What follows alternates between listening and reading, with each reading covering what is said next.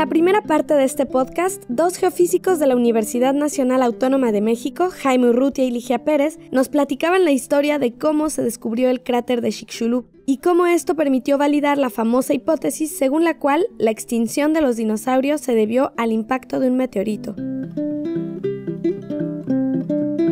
Sin embargo, este descubrimiento no fue el punto final de la historia, al contrario. Para Jaime Urrutia, este fue apenas el inicio de una nueva etapa para comprender todo lo que el cráter y los fósiles tienen que decirnos. El primer desafío fue extraer las muestras del suelo del cráter para poder analizarlo en el laboratorio.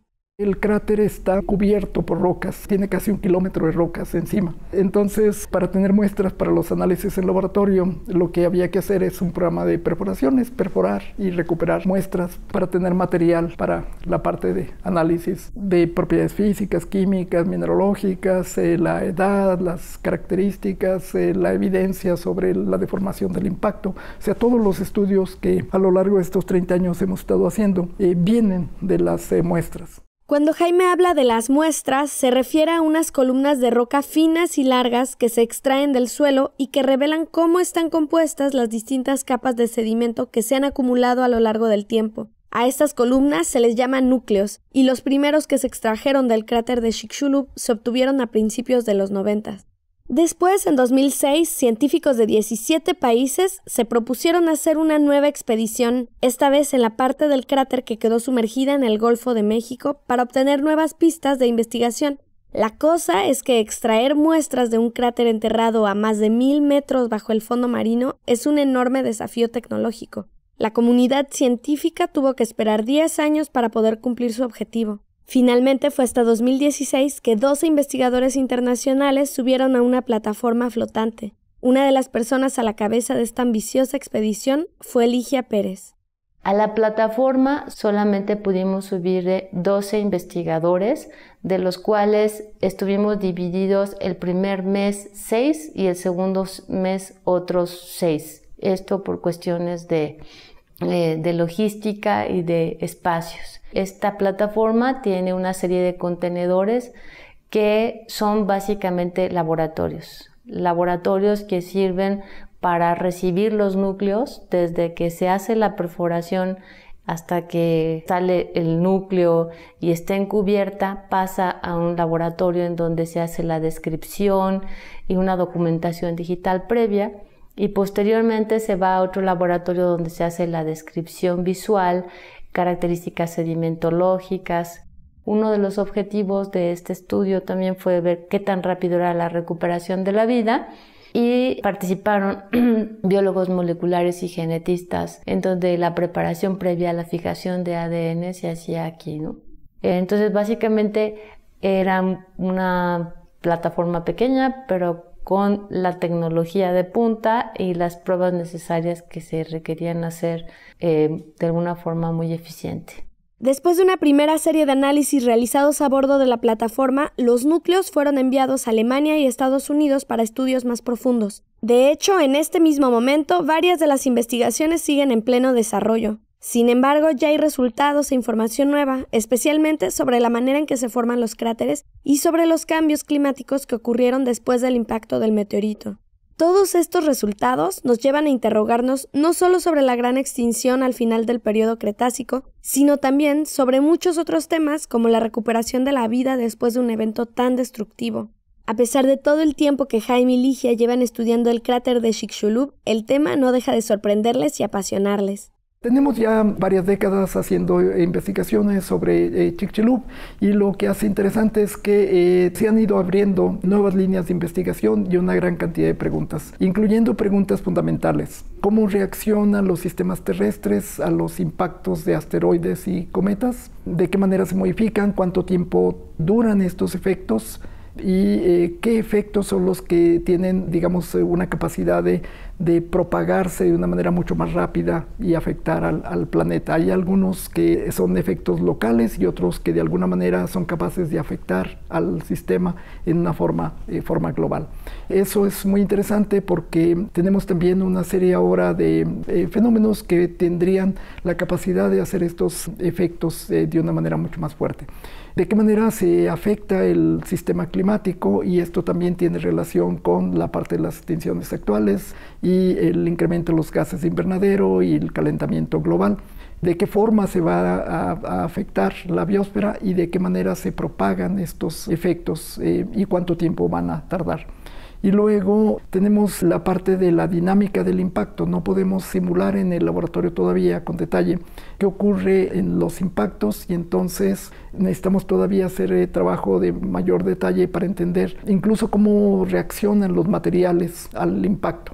El impacto hace una excavación del orden de 25 kilómetros en tan solo 4 o 5 segundos. Entonces, para remover esa cantidad de material, el material tiene que deformarse en forma de fluido. Nuestro mejor modelo para simular el impacto es usando como si fuera agua y le echamos una gota y eso reproduce buena parte de la forma del cráter. Es claro que no era agua porque pues, es roca sólida, 25 kilómetros de corteza, entonces el material se fluidiza. Y cómo reacciona el material fluidizado. Y lo que al final tenemos en el grupo es especialistas de diferentes temas. Tenemos de los geofísicos, geólogos, paleontólogos, que eran los primeros. Ahora tenemos especialistas en ciencia de materiales, en la parte de formación, la parte de modelado, simulación por computadora. Tenemos la parte de los científicos planetarios que están estudiando resultados de las misiones. Y tenemos también a los grupos buscando vida extraterrestre. Las misiones, por ejemplo, a Marte, ahora se están enfocando a los cráteres de impacto.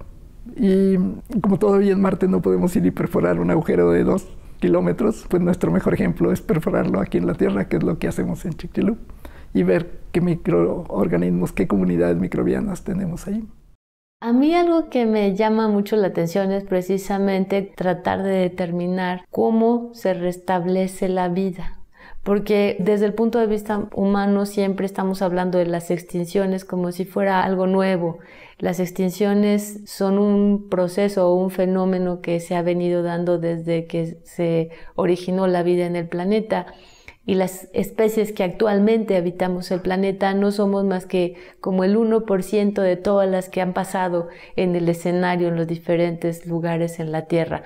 Entonces, en algún momento también nos vamos a extinguir, ¿no? Y la pregunta es, bueno, ¿cuáles serían las formas más exitosas? Siempre dicen que probablemente los insectos.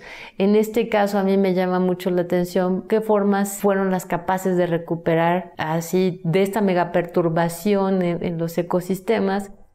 Yo trabajo con los eventos climáticos abruptos que se dieron 10 millones de años después del impacto, que son un análogo de las condiciones que tenemos actualmente por el cambio climático.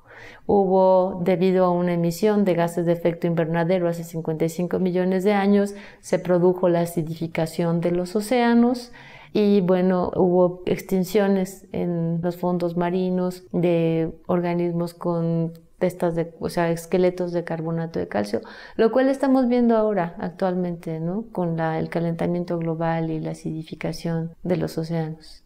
¿Será que en las profundidades de la Tierra se esconde la respuesta a nuestros problemas ambientales del presente?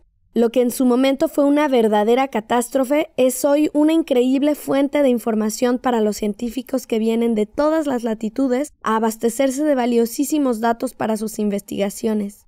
Además, este cráter también se ha convertido en una gran oportunidad para los geólogos mexicanos que desde hace 30 años se encuentran en el corazón de una importante investigación internacional. El hecho de que el cráter esté en México permite que la gente, que los investigadores y estudiantes puedan participar en este tipo de proyectos, ya que México es un país en desarrollo y pues jugar en las grandes ligas pues es a veces un poco complicado, pero que este tipo de proyectos permite tener este acercamiento y esta participación a nivel internacional.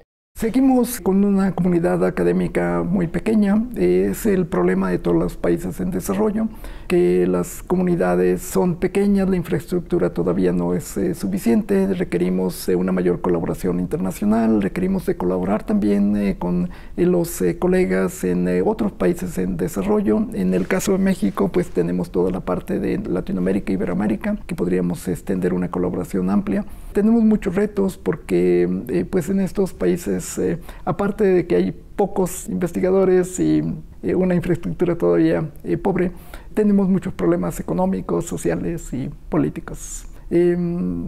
Reto acá es que tengamos esa capacidad de planear y de ir avanzando paso a paso. El estar trabajando con investigadores de otras nacionalidades, algunos pueden ser más organizados, otros pueden ser más meticulosos, otros pueden ser disciplinados. Entonces esto lleva, desde mi punto de vista, o a mí como investigadora en México, en donde, lo voy a decir sinceramente, a veces no tenemos muy buena fama, ¿no? De, bueno, estos mexicanos siempre nos tipifican con un sombrero y durmiendo. Cuando uno llega y dice, yo también sé trabajar con orden, con disciplina, siguiendo un método, la calidad de mi investigación también vale la pena, eso también pone a México en una posición importante, ¿no? O sea, a mí me da gusto que yo ahorita sea la que durante la plataforma y la parte del onshore que le llaman, coordiné al grupo de geoquímica en donde participaban gente de Estados Unidos, de Francia, de Japón, que dice uno, bueno, de Alemania, Inglaterra. Es algo, es una satisfacción, ¿no? O sea, de que uno pueda contribuir en algo a este tipo de proyectos y aprender. Sin duda, la colaboración que se ha establecido entre geofísicos mexicanos e investigadores de otros países seguirá arrojando pistas interesantes para la comprensión de la Tierra y de su evolución. Y hablando de nuestro planeta, es hora de retomar la mochila y continuar la travesía por nuevos lugares. Nuestra próxima escala será Cuba. Durante las 3 semanas que pasaremos ahí, visitaremos la Universidad de La Habana y buscaremos a investigadores que nos cuenten cómo se hace la ciencia en un país tan particular. Para enterarte de cómo nos va por allá, no te pierdas de nuestro próximo podcast muy pronto en línea. Para apoyarnos a seguir produciendo reportajes alrededor del mundo, puedes hacer un donativo a Ciencia Vagabunda y compartir nuestros contenidos en las redes sociales. Recuerda que todos nuestros reportajes son de libre acceso y están en nuestro sitio cienciavagabunda.com. ¡Hasta la próxima!